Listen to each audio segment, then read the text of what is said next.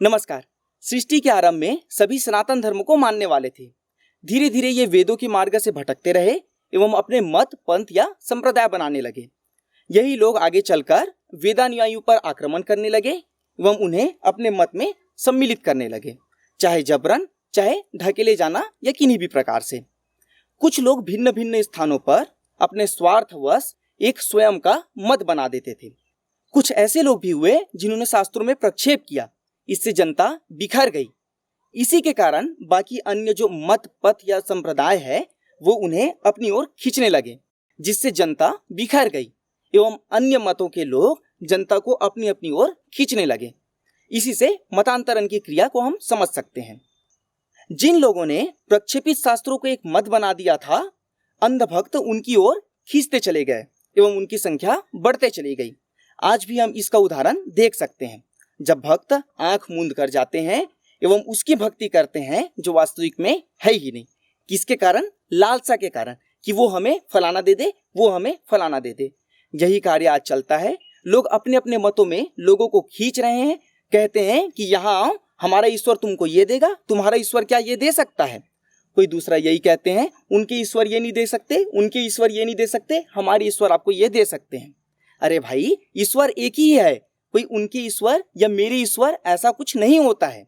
कुछ अच्छे व्यक्ति भी हुए, लेकिन उनकी मृत्यु के पश्चात उनके ही चेलों ने स्वार्थवश एक मत रच दिया एवं उनके विचारों की धज्जियां उड़ाकर स्वयं के विचार उसमें थोप दिए।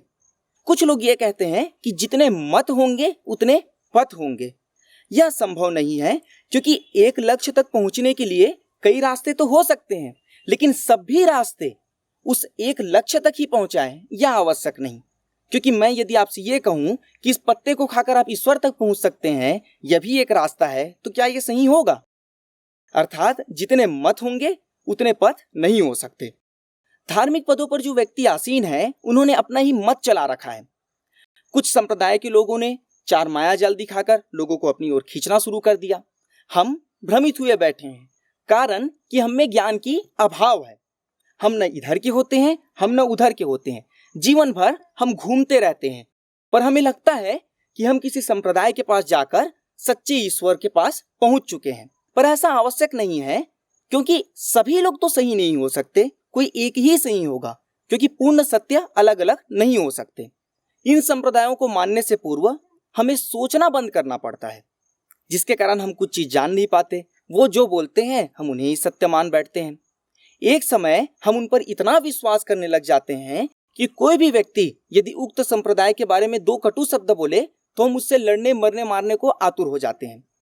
कुछ लोग संस्कृत के अर्थों का अनर्थ करते हुए हमें कुछ भी बताते हैं, हम मान लेते हैं। वो कहते हैं कि देखो, इस शास्त्र से ये मंत्र है, इसका अर्थ ये है, जो कि कितना गंदा है। आप आओ हमारे संप्रदाय में, हमारे में इसको देखो, हमारे में उसे देखो, कितनी अच्छी बातें लिखी हुई है। हम भोले भाले व्यक्ति खींचे चले जाते हैं। भविष्य में फिर यही लोग हमारा दुरुपयोग करते हैं, पर हमें लगता है कि हम तो स्वतंत्र हैं। इसी कारण कुछ लोग मत, पंथ या संप्रदाय पर सदैव भड़ास निकालते रहते हैं। पर भड़ास निकालने की आवश्यकता नहीं है, हमें सत्य को जानने की आवश्यकता है। अतः तर्क करें, सत्य को पाएं। नमस्कार।